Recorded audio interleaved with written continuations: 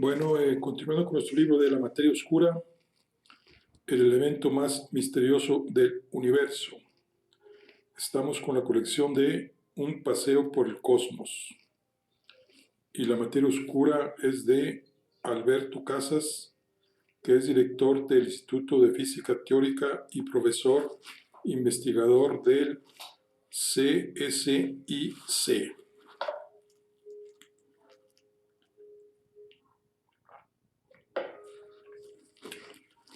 Y vamos a iniciar el capítulo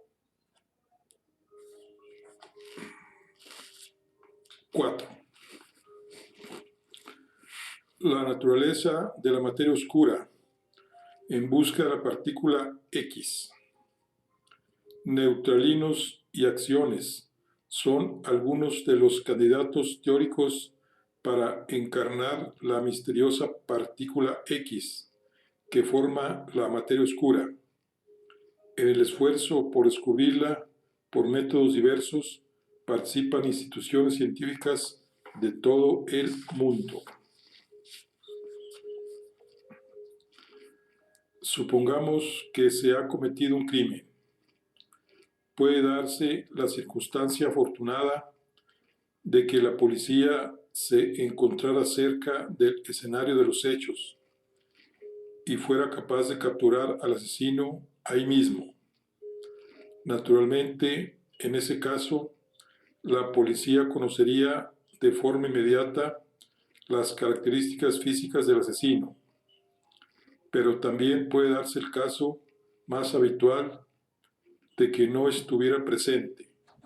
Entonces, tiene que investigar. A partir de los indicios de todo tipo relacionados con el crimen, la policía elaborará un retrato robot del asesino. Es posible que esos indicios no sean suficientes para realizar un retrato muy preciso, del tipo hombre alto, moreno, de ojos verdes, nariz aguileña y una cicatriz en la ceja izquierda. Pero aún así, los indicios pueden servir para descartar a muchos candidatos a criminal.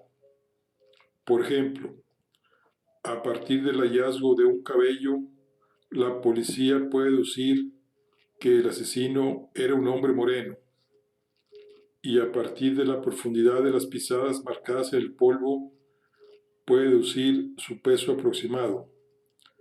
Esto último permite muchas posibilidades, puesto que un hombre bajo y obeso puede tener el mismo peso que otro alto y delgado, pero muchas otras quedan descartadas. Entonces, basándose en el retrato robot, aunque no sea muy preciso, y en toda la información disponible, la policía elaborará una lista de posibles sospechosos, algunos quedarán descartados por otros elementos de información. Por ejemplo, quizá no pueda ser ninguna de las personas con las que convivía la víctima, porque todas ellas se hallaban lejos del lugar del crimen en el momento de cometerse. Finalmente, la policía identificará al criminal más probable y lo detendrá. Algo parecido sucede con la materia oscura, el criminal de nuestra metáfora. Los indicios de que disponemos nos permiten dibujar un retrato robot preliminar de la misma. Aunque este retrato no es muy concreto, es suficiente para descartar algunos sospechosos. Por ejemplo, las partículas de materia oscura no pueden ser las mismas que componen la materia ordinaria. Como veremos, hay otras partículas que dan mejor el perfil de sospechosas, para desempeñar el papel de materia oscura. Por el momento, compongamos un retrato robot inicial de la materia oscura a partir de toda la información descrita en las páginas precedentes. La materia oscura interacciona muy débilmente con la materia ordinaria. Hasta ahora solo se ha observado la fuerza gravitatoria que ejerce sobre ella. Si hay otro tipo de interacciones entre los dos tipos de materia, han de ser muy débiles. De lo contrario, la materia oscura ya habría sido detectada de forma directa. La materia oscura no puede estar hecha de partículas ordinarias, concretamente de las mismas que constituyen los átomos, protones, neutrones y electrones. De lo contrario, los cálculos de la nucleosíntesis primitiva arrojarían resultados contradictorios con los datos observacionales. Además, el espectro sonoro de la radiación de fondo nos indica que la materia oscura no formó parte del plasma primordial de materia ordinaria. De ahí deducimos que la materia oscura no puede estar hecha de partículas cargadas eléctricamente y que también habría formado parte del plasma primitivo. La materia oscura ha de ser muy estable, es decir, si se desintegra debe hacerlo a un ritmo muy lento. Sabemos que en el universo primitivo, en la época de la nucleosíntesis primitiva y de la recombinación, el porcentaje de materia oscura era aproximadamente el mismo que ahora. Así que la vida de una partícula oscura ha de ser como mínimo de 13.800 millones de años, lo que lleva existiendo el universo. La materia oscura tampoco parece interaccionar mucho consigo misma. De hacerlo, habría constituido su propio plasma en el universo primitivo. Pero los picos del espectro sonoro de la radiación de fondo indican que la materia oscura no era un plasma y que colapsó gravitatoriamente sin rebotar, como si lo hacía el plasma de materia ordinaria. Además, otras observaciones, como el cúmulo bala, indican que las nubes de materia oscura se atraviesan sin interaccionar entre ellas, lo que sugiere que la materia oscura no solo es invisible para nosotros, sino también para ella misma.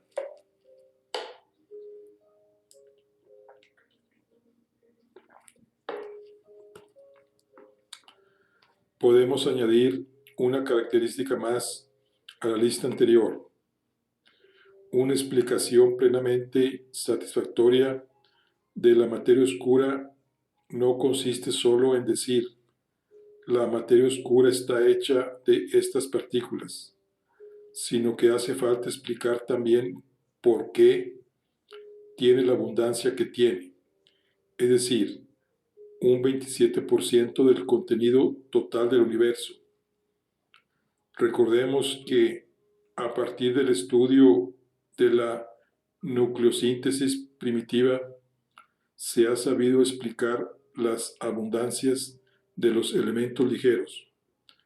Del mismo modo, si un tipo de partículas con determinadas características, masa e interacciones es candidata a jugar el papel de materia oscura, se puede calcular con cuánta abundancia se produjo en el universo primitivo. Una candidata que se produzca con demasiada o demasiado poca abundancia es una candidata problemática e incluso descartable. Por consiguiente, el porcentaje de materia oscura en el universo es una pista crucial para identificar candidatos razonables a la misma. Así que buscamos una partícula o grupo de partículas que se ajuste a las características anteriores, pero además disponemos de otros indicios que aún no hemos comentado y que añaden información valiosa a nuestro retrato robot de la materia oscura.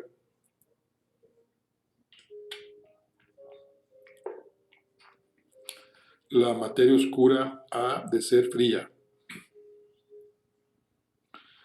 En el capítulo anterior dejamos el universo en el momento de la recombinación, cuando se formaron los primeros átomos.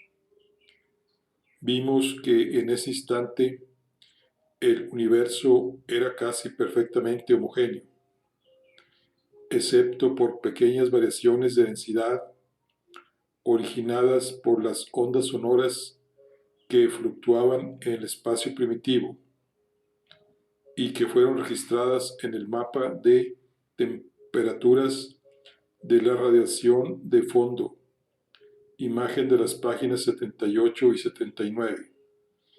¿Qué ha pasado desde entonces? Después de la recombinación, aquellas tenues y no homogeneizadas siguieron evolucionando. Lo que sucedió es que las zonas del espacio que tenía más densidad atrajeron hacia ellas por atracción gravitatoria la materia de su entorno próximo.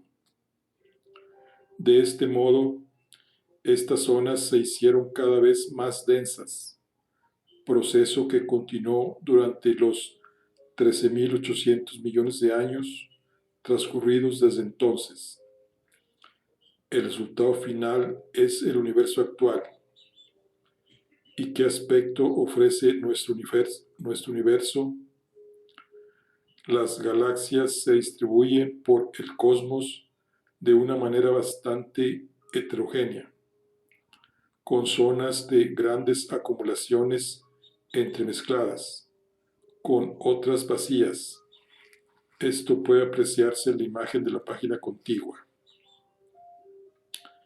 Hemos visto que la textura del universo en la época de la recombinación, la registrada en el mapa de temperaturas de la radiación de fondo, ha podido ser entendida e incluso predicha a partir de la teoría del Big Bang, lo que ha supuesto un gran éxito para la teoría, además de proporcionar información valiosa sobre el universo. De un modo parecido, podemos preguntarnos si es posible entender la textura actual del universo de forma teórica. En concreto, los astrofísicos se plantearon la tarea de entender teóricamente la evolución de las inhomogeneidades primitivas desde la época de la recombinación hasta nuestros días. La materia oscura ha jugado un papel esencial en el proceso de agrupación progresiva de la materia, ya que es el principal ingrediente de la misma. Pero no solo la abundancia de la materia oscura es importante, también lo es la velocidad con que se mueven las partículas que la componen.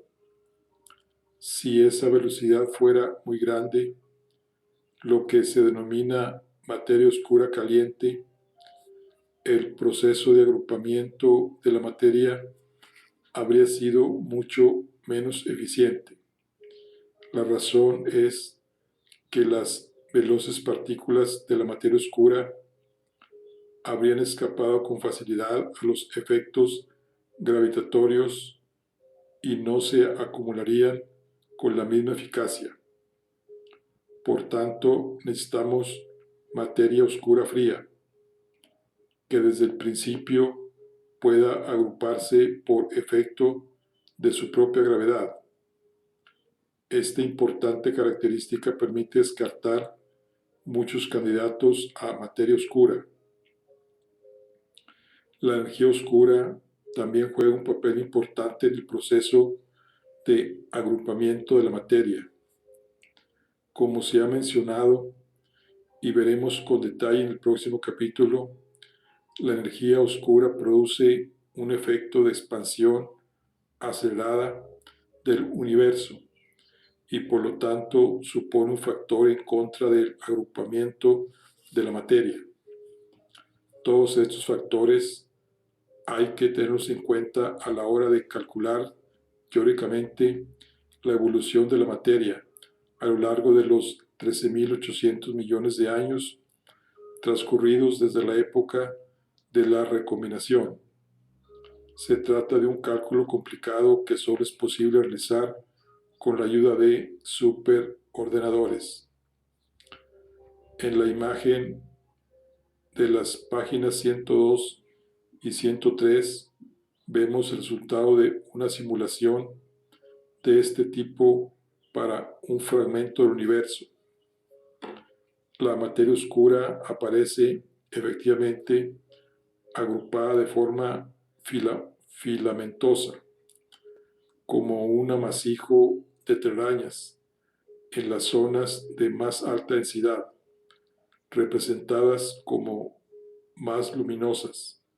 Estarían insertadas las galaxias y los cúmulos de galaxias. Esta textura, obtenida teóricamente, concuerda muy bien con la que realmente se observa. Imagen de la página 99, siempre que se parta de las siguientes hipótesis. La densidad de materia oscura del universo es aproximadamente un 27% de la densidad crítica. Esto coincide dentro de los errores teóricos y experimentales con la abundancia de materia oscura determinada por otros métodos comentados en páginas anteriores. La materia oscura es fría. Esto significa que al comienzo del proceso de agrupamiento, la velocidad de las partículas oscuras no puede ser demasiado próxima a la velocidad de la luz.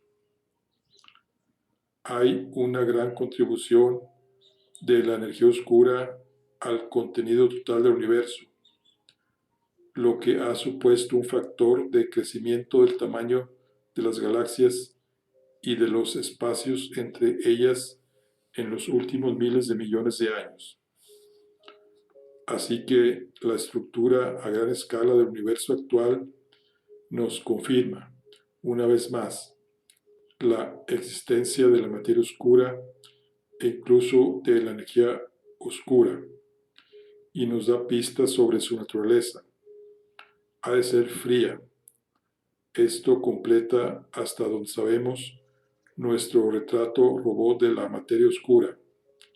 En las páginas siguientes vamos a discutir posibles candidatos a materia oscura, es decir, partículas reales o hipotéticas que satisfacen el perfil que hemos dibujado.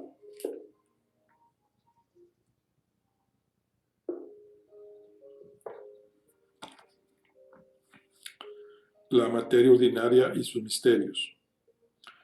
A lo largo del libro hemos mencionado repetidas veces que la materia oscura no puede ser materia ordinaria. Esto parece envolver a la materia oscura en un halo de misterio especial, ya que ha de tratarse de algo diferente a todo lo conocido. Y así es, efectivamente. Sin embargo, esta perspectiva puede sugerir que la materia ordinaria es algo aburrida, de sobra conocido y sin interés. A esta percepción puede contribuir el propio nombre de materia ordinaria. Sin embargo, la realidad es muy distinta. Es cierto que conocemos bien la materia ordinaria y que disponemos de una teoría llamada modelo estándar que describe y predice su comportamiento de forma excelente, pero eso no quiere decir que la materia ordinaria no sea fascinante y misteriosa.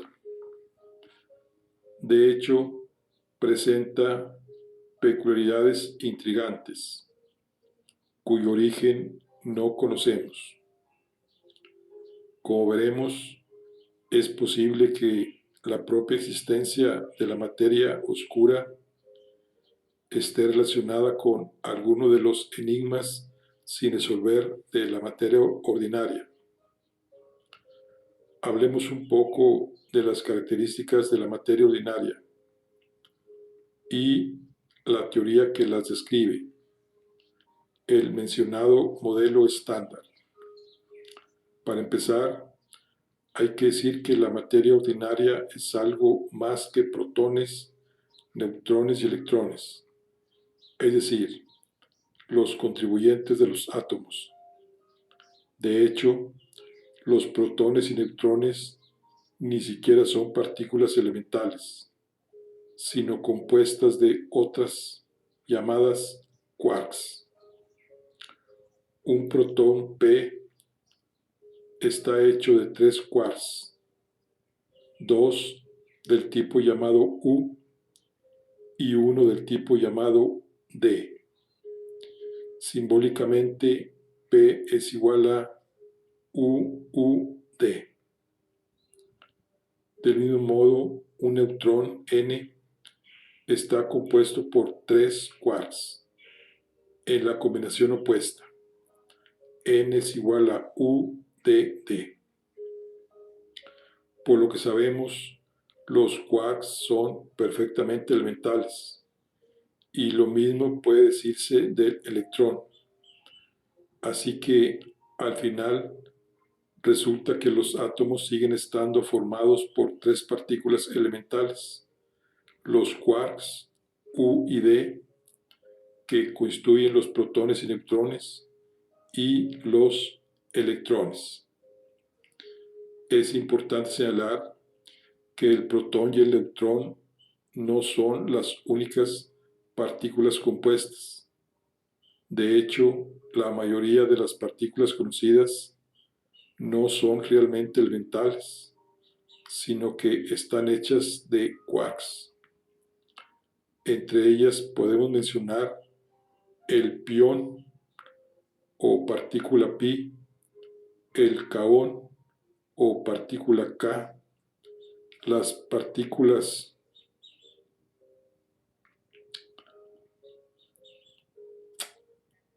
A, delta y sigma, etc. Sin embargo, hay otras partículas que sí tienen el rango de partículas elementales, en pie de igualdad con el electrón y los quarks. En capítulos anteriores hemos mencionado a los neutrinos, representados por la letra griega B. La existencia de estas partículas fue predicha en 1930 por el gran físico Wolfgang Pauli a partir del estudio de las desintegraciones de ciertos núcleos. Si bien para su descubrimiento hubo que esperar hasta 1956, por lo que sabemos, los neutrinos son partículas tan elementales como los quarks y los electrones. Así que el electrón E, junto con los quarks U y D, y el neutrino UV, forman un selecto grupo llamado primera familia de partículas elementales o familia del electrón B, U, E y D.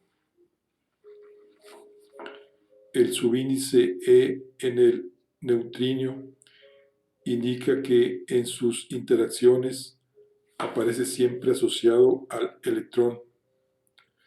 Pero aquí no acaba la lista. Conocemos otras dos familias de partículas elementales, también familias llamada del muón, de mu, y del tau. El muón y el tau son dos partículas prácticamente iguales en todo el electrón, excepto que su masa es mayor. Concretamente, el muón es unas 200 veces más pesado que el electrón y el tau unas 3500 veces más pesado que el electrón. Son tan parecidos que cada uno tiene su propia familia de partículas similar al electrón, con su propio neutrino, B para el muón y BT para el tau, y sus parejas de quarks C y S para el muón, T y B para el tau. O sea, tenemos el B, mu, el C, el mu y S, y el B tau, el T, el tau y el B. Esta lista de partículas de materia es un ingrediente básico del modelo estándar.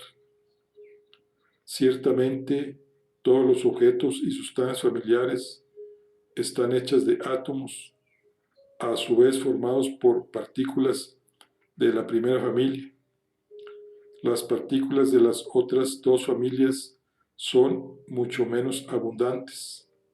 Solo pueden observarse en los rayos cósmicos, algunas de ellas, o ser producidas en los colisionadores de partículas. Sin embargo, aunque podríamos prescindir de ellas para nuestra existencia, conceptualmente son tan fundamentales como las de la primera familia. Podría pensarse que la secuencia de familias anterior continúa indefinidamente, es decir, que habrá una cuarta familia, una quinta, etc., solo que aún no se han descubierto. Pero no es así. Existen pruebas convincentes de que solo hay tres familias. Si hubiera una cuarta, se tendría que haber descubierto ya, o bien tendría que ser tan diferente a las otras tres que realmente no se podría llamar cuarta familia. Desde luego, aquí surgen muchas preguntas fascinantes. ¿Por qué las partículas elementales se presentan en tres familias? ¿Por qué hay una jerarquía de masas entre ellas? Las partículas de la tercera familia son más pesadas que las de la segunda y estas más que las de la primera. Al día de hoy, estos misterios no han sido resueltos y supone uno de los grandes temas de investigación en física teórica. De lo que no cabe duda es de que este misterio indica claramente que nuestra comprensión de la física de partículas es aún incompleta.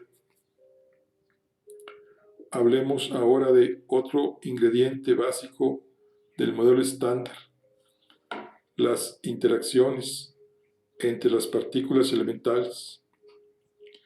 Uno de los éxitos de la ciencia moderna ha sido comprender que todas las interacciones que vemos entre objetos y sustancias, atracción gravitatoria, fuerzas eléctricas y magnéticas, fuerzas de rozamiento y adherencia, reacciones químicas, procesos nucleares en el interior de las estrellas, etc., son manifestaciones de solo 4 interacciones fundamentales: la gravitatoria, la electromagnética, la fuerte y la débil.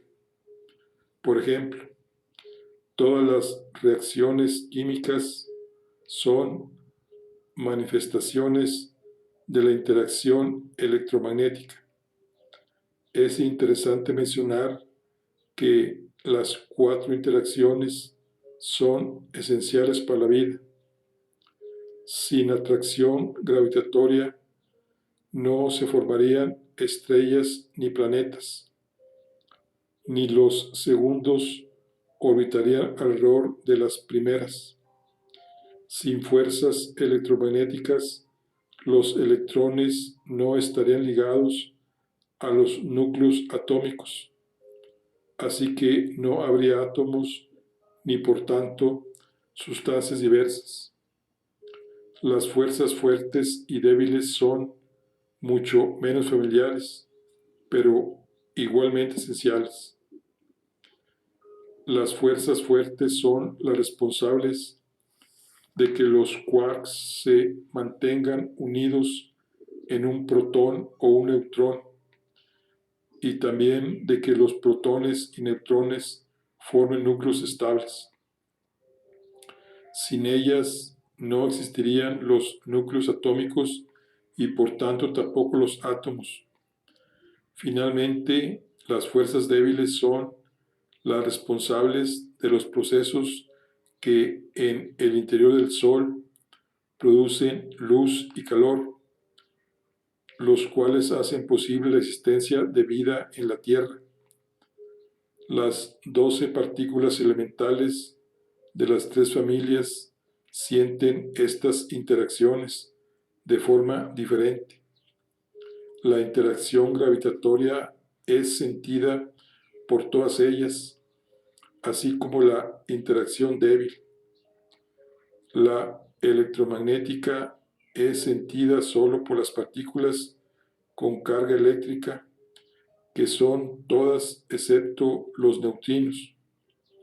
Por último, la interacción fuerte es sentido solo por los quarks.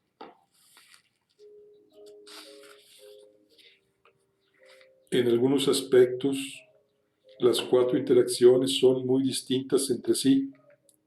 Por ejemplo, la intensidad de la fuerza gravitatoria es mucho menor que la de las otras 3.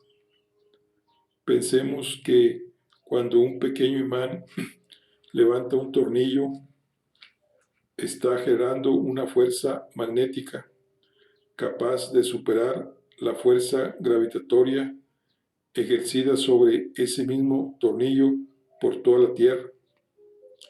Sin embargo, las 4 interacciones básicas presentan aspectos comunes importantes.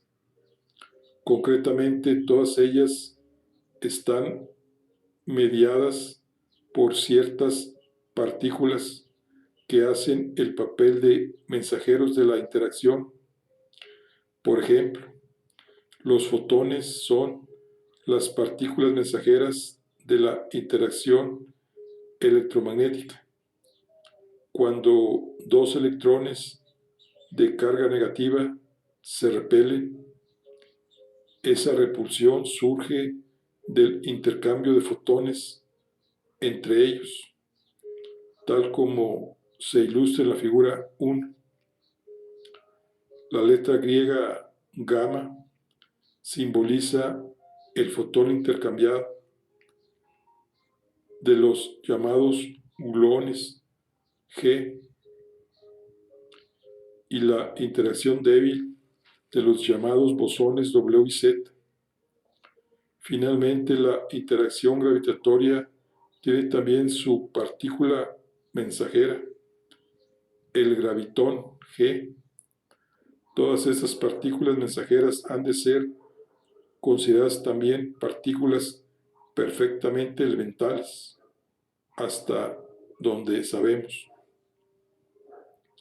En resumen, tenemos 12 partículas de materia elementales y 4 tipos de interacciones, a cada una de ellas mediada por su correspondiente partícula mensajera, tal como está recogido en la figura 2.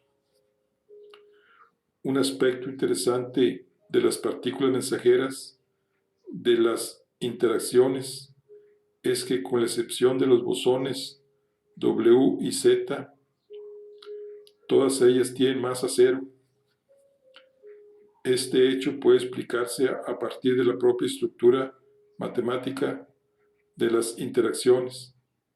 La peculiaridad de que los bosones W y Z tengan masa se debe al llamado mecanismo de Higgs, en el que no podemos extendernos. Mencionemos solamente que una consecuencia de este mecanismo teórico es que debe existir una partícula adicional a las recogidas en la figura 12, el famoso bosón de Higgs, el cual fue descubierto en el CERN, Laboratorio Europeo de Partículas, cerca de la ciudad suiza de Ginebra, en el 2012. Esto supuso un gran espaldarazo para la teoría, es decir, para el modelo estándar de la física de partículas. Sin embargo, el mecanismo de Higgs tiene aspectos insatisfactorios. Concretamente, no explica por sí mismo por qué las masas de los bosones W y Z son las que son, unas 90 y 100 veces más pesadas que un protón respectivamente. De hecho, las ecuaciones teóricas sugieren que, de forma natural, esas masas deberían ser mucho mayores. Este problema se llama a veces, en la jerga científica, el problema de la naturalidad o el problema de la jerarquía. Pero no hay que confundir con la jerarquía de masas entre familias de partículas. Hay un consenso científico generalizado, pero no completo, en el sentido de que la resolución de este problema requiere la existencia de nueva física, con nuevas partículas que tengan masas no mucho mayores que las de los bosones W y Z. Hay muchos modelos teóricos de cuál podría ser esa nueva física. Más adelante mencionaremos algunos, pero al día de hoy, a pesar de los esfuerzos realizados, ninguno de ellos ha sido comprobado experimentalmente. Se trata de un tema de enorme actualidad desde el punto de vista tanto teórico como desde el punto de vista experimental. Consideremos ahora lo siguiente. Sabemos que los quarks U y D forman los protones y neutrones, los cuales, junto con el electrón, constituyen los átomos de la materia ordinaria. Pero, ¿qué pasa con las otras partículas de la tabla? ¿Podría ser alguna de ellas la responsable de la materia oscura? De entrada, hay que decir que casi todas esas partículas son muy inestables. Por ejemplo, el muón se desintegra en 2 millonésimas de segundo y la vida del tau es aún más corta. Las partículas compuestas a partir de quarks es la segunda y tercera familia son asimismo tremendamente efímeras.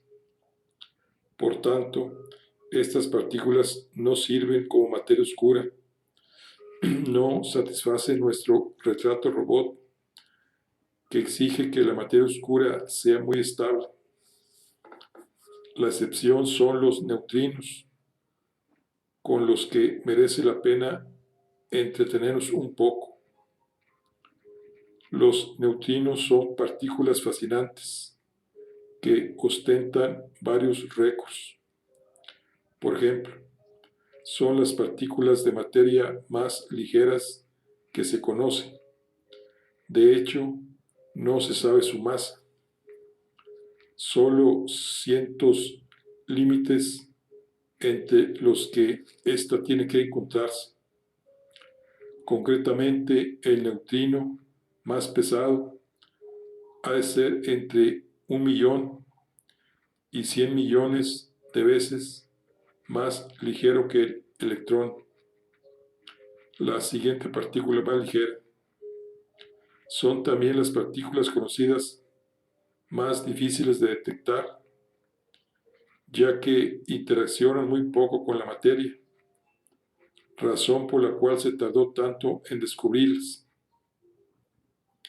Por cierto, que ahora mismo usted está siendo atravesado, sin notarlo, por cientos de billones de neutrinos por segundo, la mayor parte provenientes del Sol.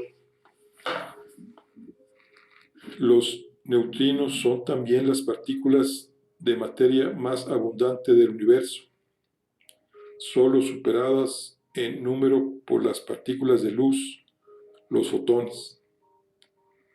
La mayor parte de los neutrinos del universo provienen de los primeros instantes del Big Bang y constituyen un fondo de neutrinos que llena el cosmos, semejante a la radiación de fondo hecha de fotones que discutimos en páginas precedentes.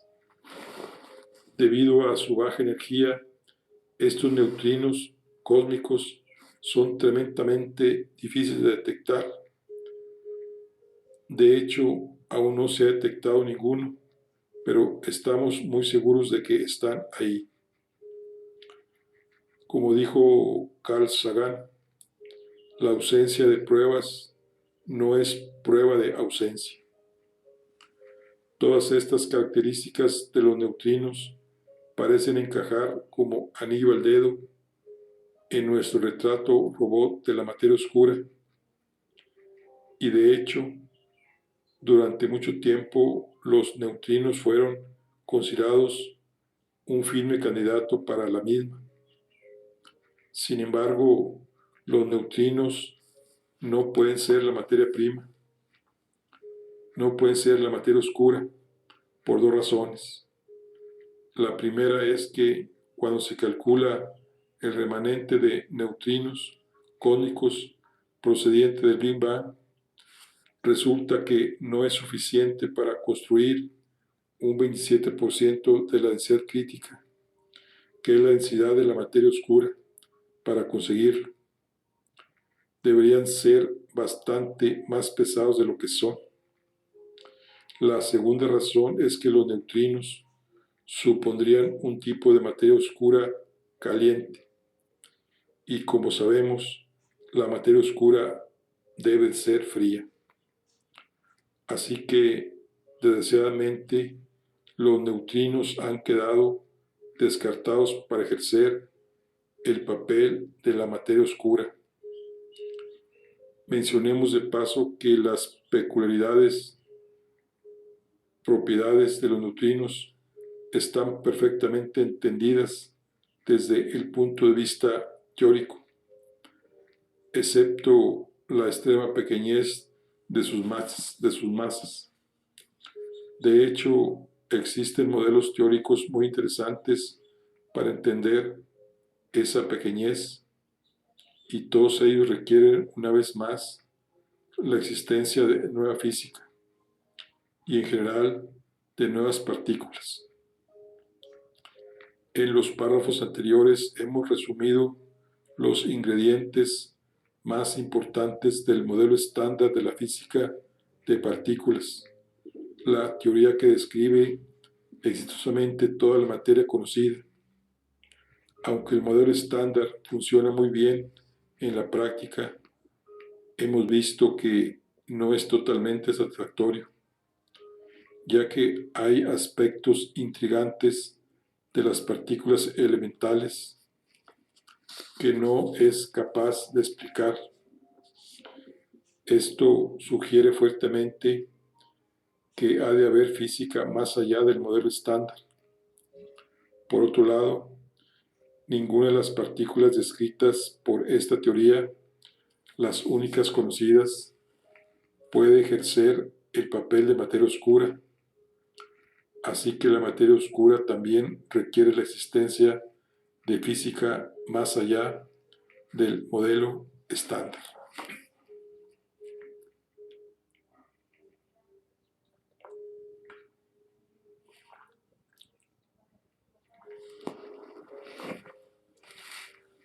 Algunos candidatos a materia oscura. Cuando los físicos teóricos trabajan sobre posibles candidatos a materia oscura, existen dos estrategias posibles. La primera es considerar una partícula hipotética, llamémosle X, que satisfaga todos los requisitos de nuestro retrato robot. Como hemos dicho antes, el retrato robot no es demasiado preciso, por lo que las características de la partícula X pueden variar dentro de grandes rangos. Por ejemplo, la masa de X podría ser extremadamente pequeña, mucho más aún que la masa de los neutrinos, pero también podría ser mucho más grande que la de todas las partículas elementales conocidas. Sin embargo, la libertad no es total. La razón es que necesitamos que la materia oscura se produzca en el universo primitivo con la abundancia observada, 27% de la densidad crítica. Y este hecho depende crucialmente de las interacciones de la partícula de materia oscura con la materia ordinaria. En concreto, en el universo primitivo, las partículas X debieron de aniquilarse con sus antipartículas en una proporción adecuada, de forma que las que quedaron sin aniquilar sean ahora las responsables de la abundancia de la materia oscura observada. Si las interacciones de la X fueran demasiado grandes, la aniquilación inicial habría sido demasiado eficiente, por lo que habría quedado un remanente de materia oscura inferior al que se observa, y viceversa. Si las interacciones fueran demasiado débiles, la materia oscura apenas se habría aniquilado al comienzo del universo y actualmente sería demasiado abundante. Por otro lado, la cantidad exacta de interacción que se precisa para reproducir la abundancia de materia oscura observada depende del valor de la masa de X. Por tanto, aunque no sabemos la masa de X, ni la intensidad, ni el tipo de sus interacciones con la materia ordinaria, estas no pueden ser cualesquiera, sino que han de estar en un delicado equilibrio.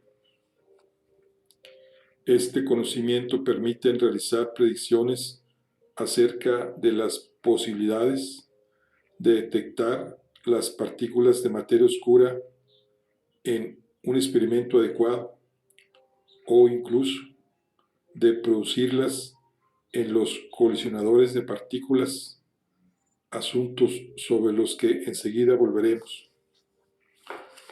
La estrategia anterior podría ser calificada de sin prejuicios, ya que en ella no se prejuzga cuál es la partícula X, solo se pretende determinar el rango posible de sus propiedades para intentar acorralarla experimentalmente y, si somos afortunados, poder detectarlas. Es una estrategia inteligente, si bien tiene el problema de que nos da muy pocas pistas de qué tipo de partícula es más probable que sea X. Pensemos que, a pesar de los delicados equilibrios que se necesitan entre la masa de X y sus interacciones, los rangos para estas son inmensos. Sin tener una idea más concreta sobre las propiedades de las partículas X, es difícil diseñar experimentos eficaces para detectarlas. Es como buscar una aguja en un pajar, sin saber el tamaño ni el color de la aguja. Por eso, una estrategia complementaria es considerar candidatos a materia oscura, especialmente motivados por consideraciones teóricas.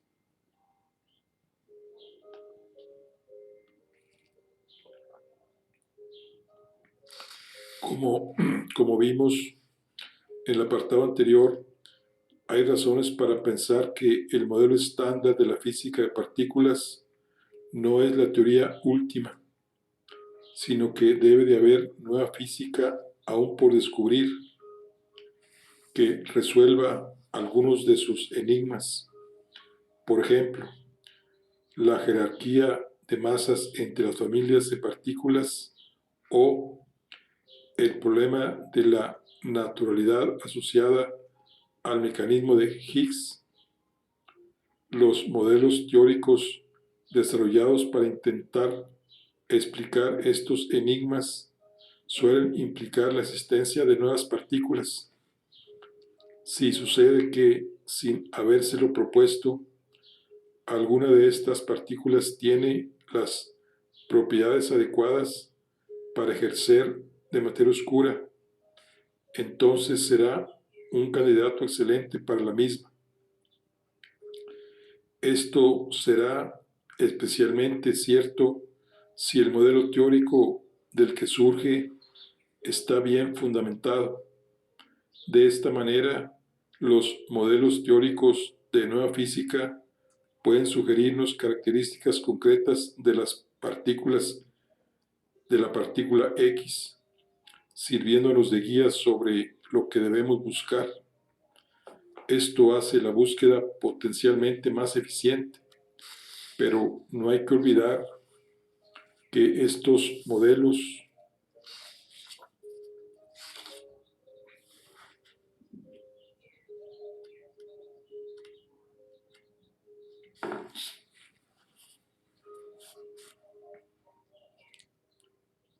de nueva física contienen prejuicios teóricos y de hecho podrían ser erróneos, por muy brillantes que sean. Por ello, lo más sensato es seguir las dos estrategias a la vez, la estrategia sin prejuicios y la estrategia con prejuicios teóricos, ya que son complementarios entre sí. A continuación comentaremos brevemente algunos de los candidatos teóricos a materia oscura que están siendo considerados más seriamente por la comunicación científica. Los WIMPs.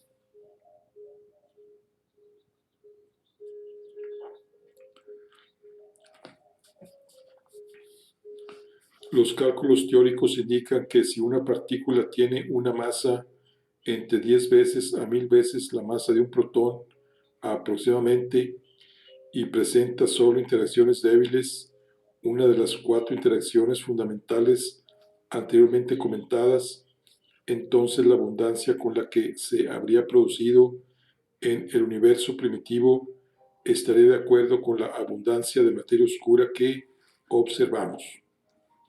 En otras palabras, una partícula así es una candidata perfecta para ser la partícula X que constituye la materia oscura. A las partículas con estas características se les denomina WIMPs, acrónimo inglés de Weakly Interaction Massive Particles, o sea, partícula masiva con interacción débil. Los WIMPs son los candidatos más estudiados hasta la fecha para la materia oscura, tanto desde el punto de vista teórico como desde el experimental. La razón es que el problema de la naturalidad del modelo estándar comentado en el apartado anterior sugiere precisamente la existencia de este tipo de partículas. En este último sentido, una de las teorías más estudiadas para resolver el problema de la naturalidad es la llamada supersimetría. Esta consiste en la hipótesis de que las ecuaciones de la física han de modificarse de forma que sean invariantes bajo ciertas transformaciones matemáticas. Esto parece algo muy abstracto, pero de hecho el modelo estándar presenta un gran número de simetrías, o sea, de invariancias matemáticas. Esas simetrías permiten entender de forma elegante muchas propiedades que la materia ordinaria, por ejemplo, el hecho de que las 4 interacciones básicas surjan del intercambio de partículas mensajeras. Sin embargo, entre las simetrías del modelo estándar no está la supersimetría. Para que el modelo estándar sea supersimétrico, hace falta modificarlo, incluyendo nuevas partículas. Concretamente, cada partícula de las ya conocidas debe tener asociada otra, su compañera supersimétrica. Técnicamente, cada compañera supersimétrica tiene las mismas propiedades que las partículas ordinarias a la que está asociada, excepto que su spin, su giro intrínseco es diferente. Por ejemplo, el electrón particular, partícula del spin 1 medio en ciertas unidades, le corresponde el llamado S-electrón, partícula con la misma carga eléctrica que el electrón, pero de spin 0. La supersimetría, además de tener ciertas propiedades teóricas muy atractivas, permite resolver de forma elegante el problema de la naturalidad. Para ello es necesario que las partículas supersimétricas tengan una masa del orden de cientos, como mucho miles, a veces la masa de un protón. Este hecho ha provocado un gran interés teórico y experimental por la supersimetría desde la década de 1980. Pero además, resulta que en la mayoría de los modelos, la partícula supersimétrica más ligera es el denominado neutraliano, no confundir con neutrino, el cual, sin haberlo buscado así, posee las características perfectas de un WIMPs. Es estable, no tiene carga eléctrica, sus interacciones son sólo de tipo débil, su masa está en el rango adecuado para que se produzca con la abundancia necesaria y da lugar a materia oscura, fría. Podría ser que la partícula X fuera un neutralino.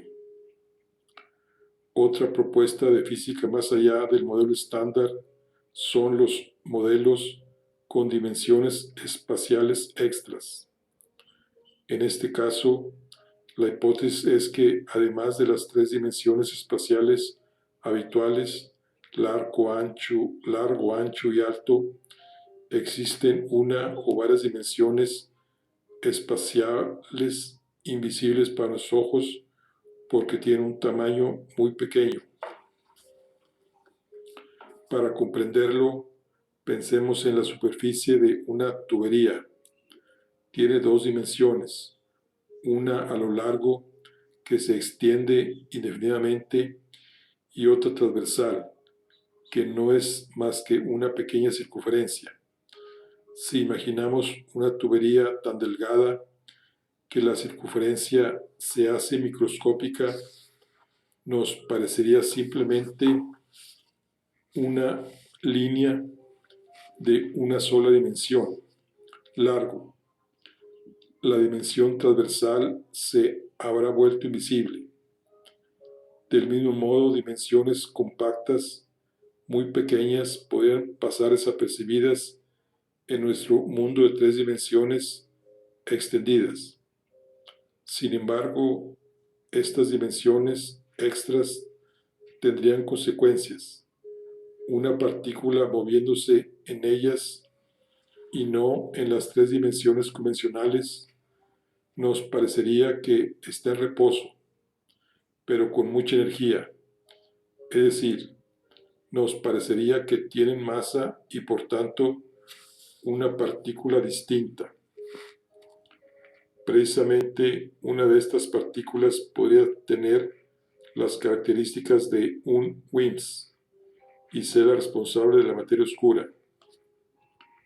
La presencia de dimensiones extras, así como de la supersimetría, es muy habitual en modelos de física más allá del modelo estándar, concretamente en las teorías de supercuerdas.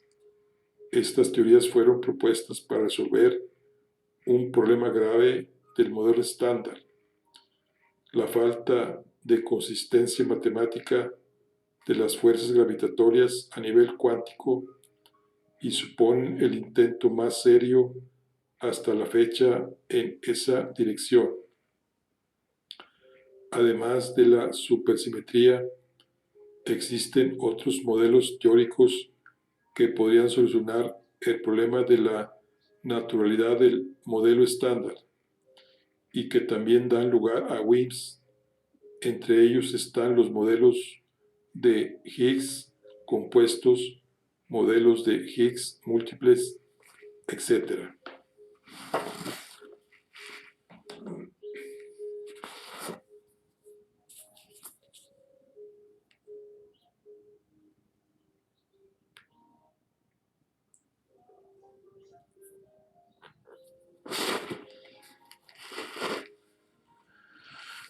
Los axiomas.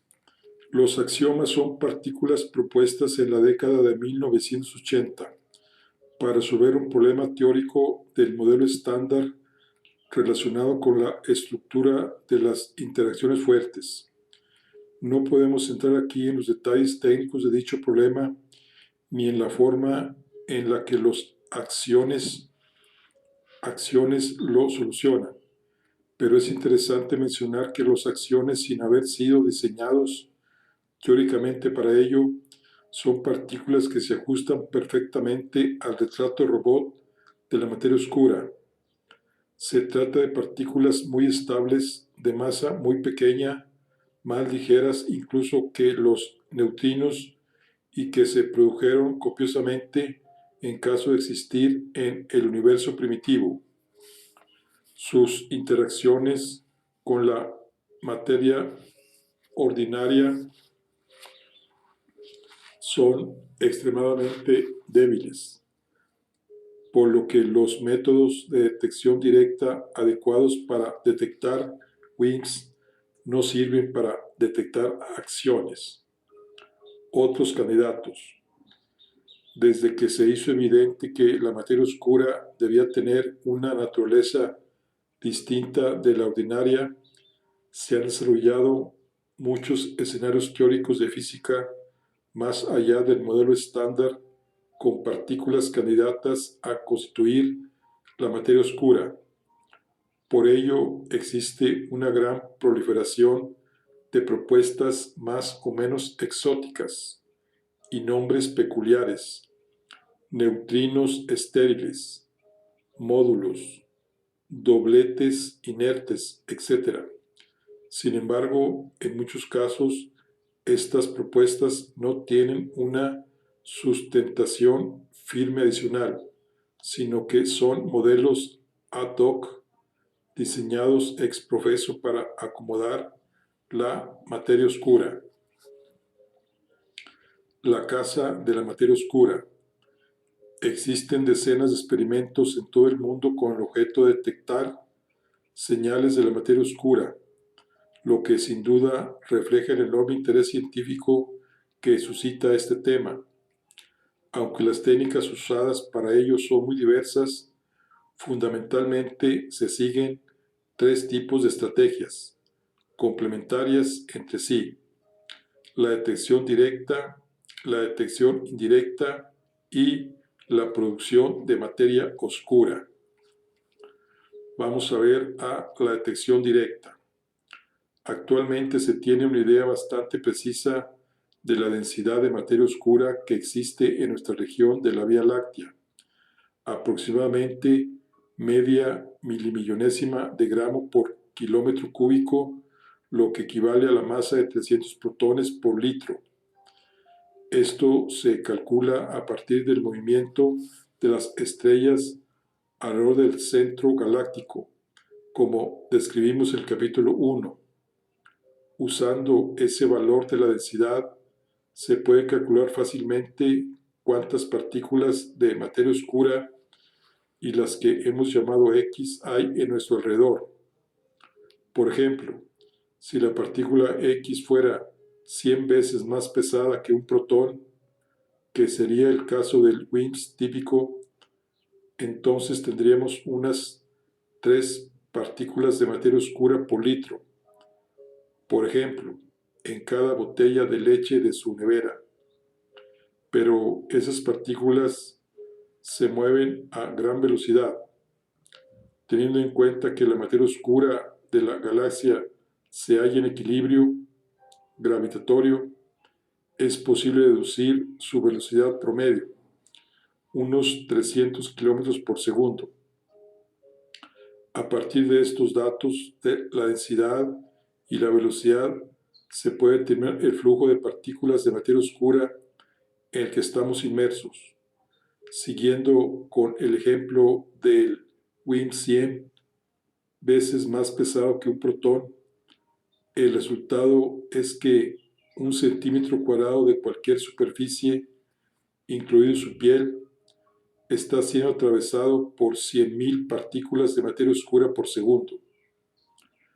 Aunque sabemos que la interacción de la materia oscura con la materia ordinaria de la que estamos hechos nosotros y nuestros instrumentos de observación es muy pequeña, el flujo de partículas de materia oscura es lo suficientemente intenso para que tenga sentido intentar detectarlas con experimentos apropiados. Es importante tener en mente que, dado que estas partículas X interaccionan tan poco, atraviesan la Tierra sin ningún esfuerzo. Por ello, en cualquier lugar que instalemos el experimento de detección, tendremos garantizado un flujo importante de partículas de materia oscura que llegarán desde todas las direcciones, incluyendo desde abajo. ¿Cómo es un experimento típico de detección directa de materia oscura? En primer lugar, se necesita una sustancia que potencialmente pueda interaccionar con las partículas X de materia oscura que pululan en nuestro entorno. Si esas partículas fueran WIMPs, serían sensibles a la fuerza débil y por tanto tendrían una cierta probabilidad de interaccionar con la materia ordinaria y concretamente con los núcleos atómicos.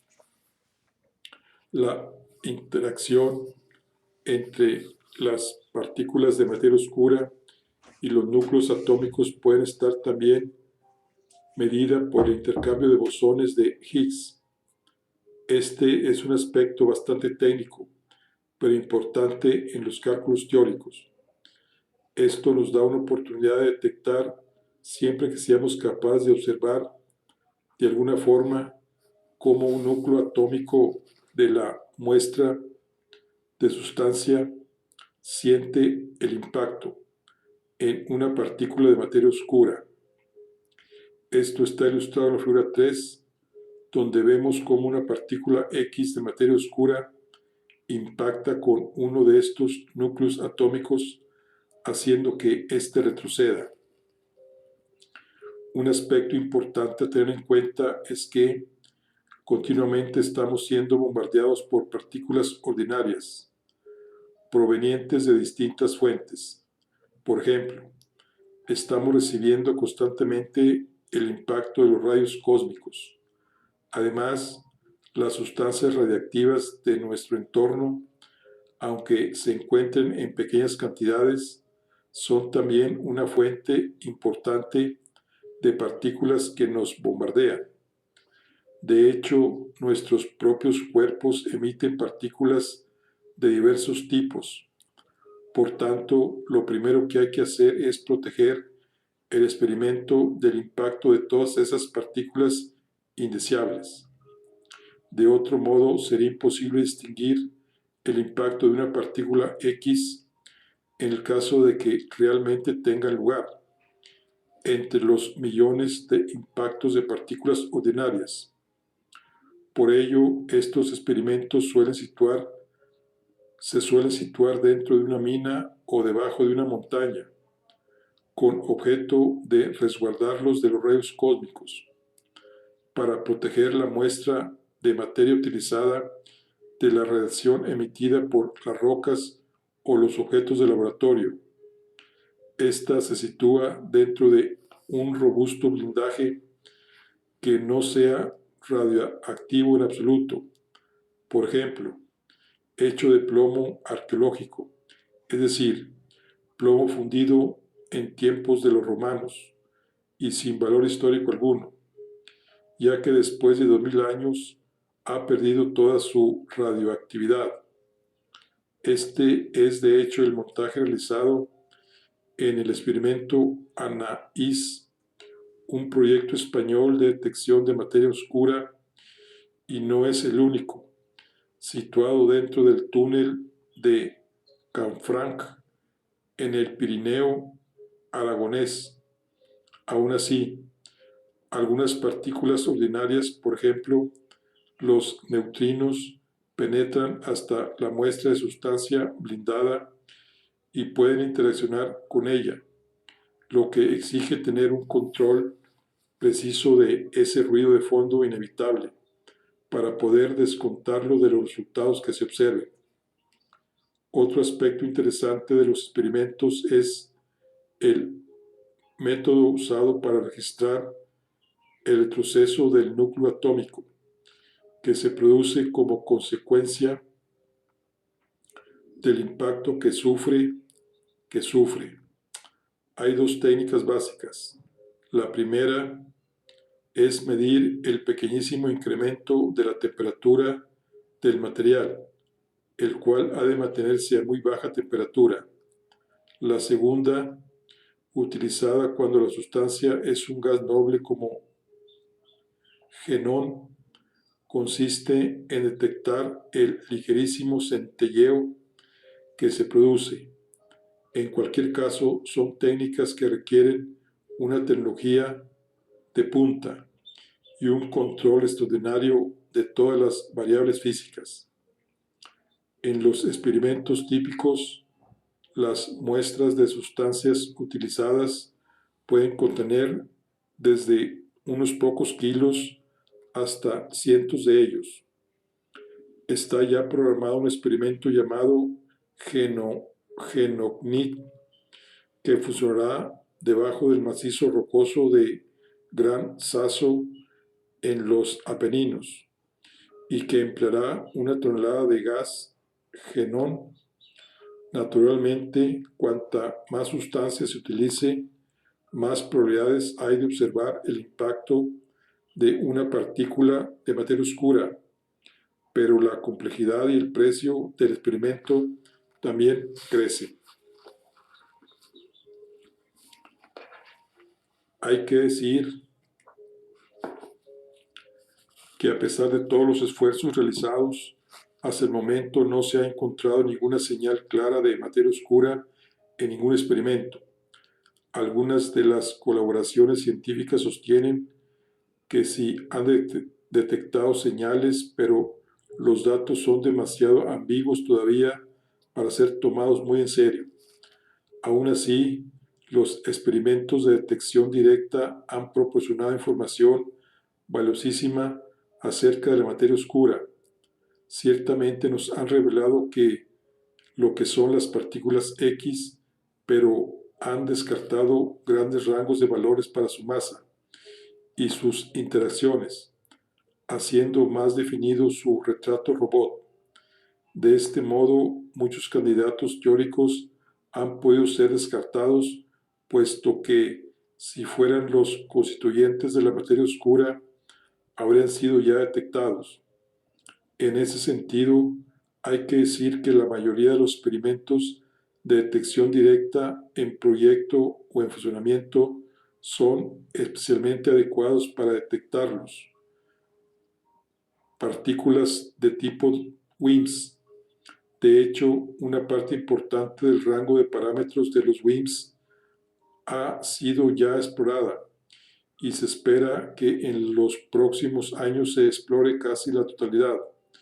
Por tanto, si la materia oscura está hecha de WIMPs, por ejemplo, de tipo supersimétrico, existe una probabilidad importante de que sea detectada en un futuro cercano, lo que supondría un descubrimiento histórico. Por supuesto, los detectores no tienen prejuicios acerca de la naturaleza de las partículas de materia oscura. Las partículas X podrían no ser WIMPs y aún así ser detectadas en alguno de los experimentos. Pero lo cierto es que otros candidatos a materia oscura, por ejemplo, los axiones, son más difíciles de detectar con ellos.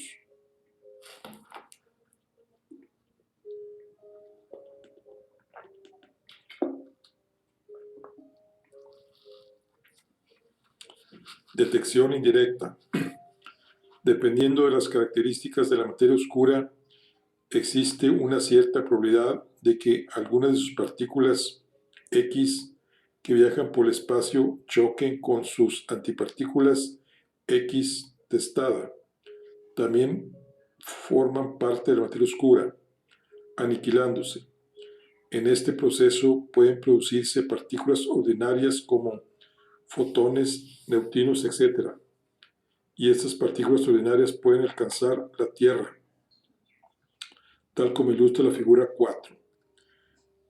El reto es deducir, a partir de la detección de estas partículas ordinarias, la existencia y propiedades de las partículas X de materia oscura que las originaron. Naturalmente, este proceso de aniquilación de la materia oscura es más fácil que se produzca en zonas donde la densidad de partículas X es mayor. En ese sentido, la región más propicia es el centro de la Vía Láctea, pero también son interesantes el resto del halo galáctico, las galaxias satélite enanas que hay alrededor de la Vía Láctea y las galaxias vecinas como Andrómeda.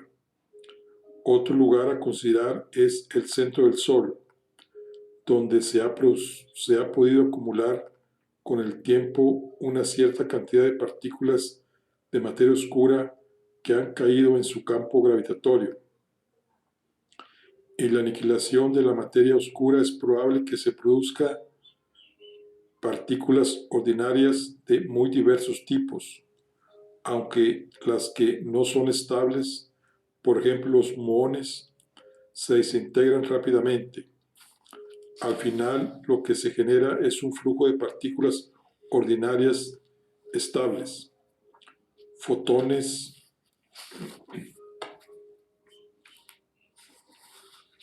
neutrinos, protones y electrones. además de sus antipartículas, antiprotones y positrones. Sin embargo, las partículas ordinarias con carga eléctrica, protones, electrones, etc., tienen un problema. La Vía Láctea posee intensos campos magnéticos que tuercen las trayectorias de estas partículas mientras viajan en su seno. El efecto es que cuando algunas de ellas impactan en la Tierra, es imposible saber de qué lugar procede. Aún así, el flujo global de electrones, protones, positrones y antiprotones es objeto de investigación, ya que puede dar pistas importantes sobre la actividad de la materia oscura. Estos estudios se llevan a cabo con detectores instalados en satélites como los llamados Fermi o AMS. Por otro lado, los fotones y los neutrinos, al no tener carga eléctrica, viajan en línea recta desde el lugar de su producción hasta la Tierra, por lo que son de gran interés. Los fotones son detectados por telescopios de rayos gamma, instalados en satélites o en tierra. La detección de neutrinos es difícil, dada su escasísima interacción. Los telescopios de neutrinos tienen normalmente un gran tamaño y, al igual que los experimentos de detección directa de materia oscura, se emplazan en lugares subterráneos protegidos de los rayos cósmicos. Algunos de los más gigantescos utilizan como material de detección grandes cantidades de agua del mar o de hielo del Polo Sur, sin producir ninguna alteración entre ellos. Los experimentos de detección indirecta están dando resultados muy interesantes y periódicamente se encuentran y anuncian señales que potencialmente podrían provenir de la aniquilación de materia oscura. Sin embargo, la interpretación de estas señales es delicada, ya que hay fuentes importantes de incertidumbre. Por ejemplo, el centro de la galaxia, el lugar más favorable para la producción de estas señales, es una región con enorme actividad de tipo astrofísico aún no bien entendida y que podría producir señales parecidas a las de la aniquilación de la materia oscura. Este ruido astrofísico afecta también a la interpretación de las señales provenientes de otras zonas de la galaxia.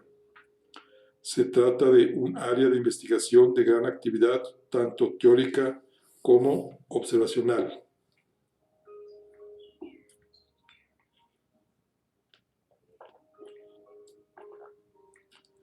La producción de materia oscura. La tercera gran estrategia para detectar materia oscura es producirla artificialmente, utilizando para ello colisiones muy energéticas de partículas ordinarias.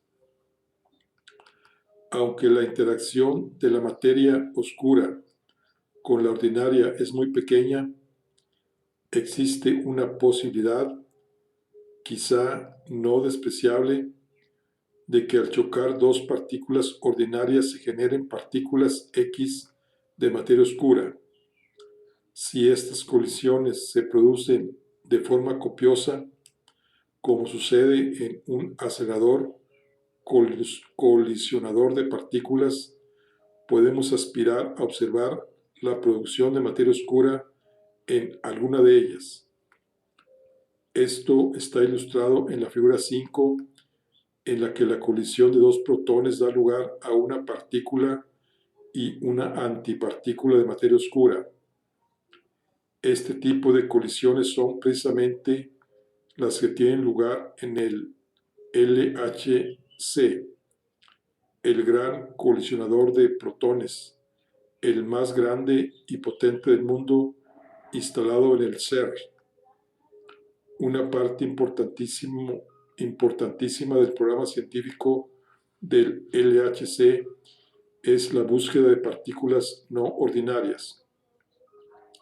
Como vimos en apartados anteriores, existen razones poderosas para pensar que el modelo estándar, a pesar de ser tan exitoso, no es completo, de forma que podemos esperar encontrar nueva física y nuevas partículas en las colisiones producidas por el LHC.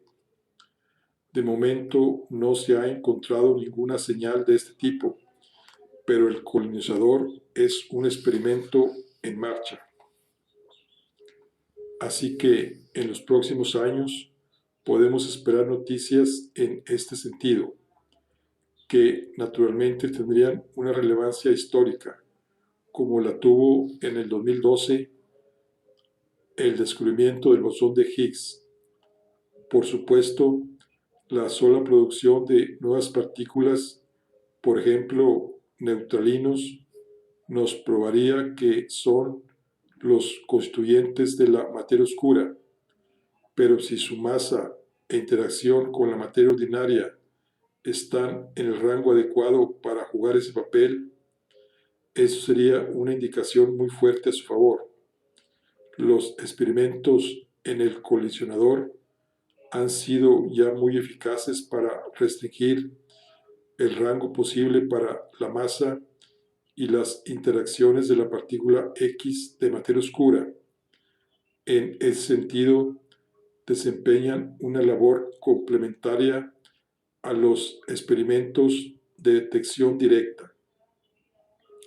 Como reflexión final de este capítulo, podemos referir la anécdota de que en una conferencia de física teórica, una encuesta entre los científicos participantes arrojó el resultado de que lo más probable es que la partícula X de materia oscura sea un axión o un neutralino. Pero por supuesto, nadie sostiene que esa encuesta tenga ningún rigor científico. Solo la naturaleza tiene autoridad para decidir cuál es la partícula que constituye la materia oscura y solo nos lo comunicará a través de la observación experimental. La búsqueda debe continuar.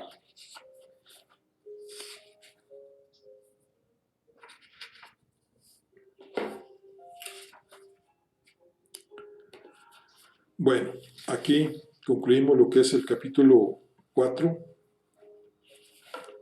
Capítulo 4 que se llama La naturaleza de la materia oscura y en busca de la partícula X. Nos vemos en la siguiente capítulo 5, que es la energía oscura y el destino del universo, donde dice que la energía oscura es sin duda uno de los descubrimientos más extraordinarios e inesperados de los últimos años. Apenas sabemos aún nada de ella, pero es el factor que decidirá el destino del universo. Pero esto lo veremos en el siguiente capítulo. Por pronto, aquí concluimos la charla del día de hoy. Nos vemos en la siguiente. Hasta luego.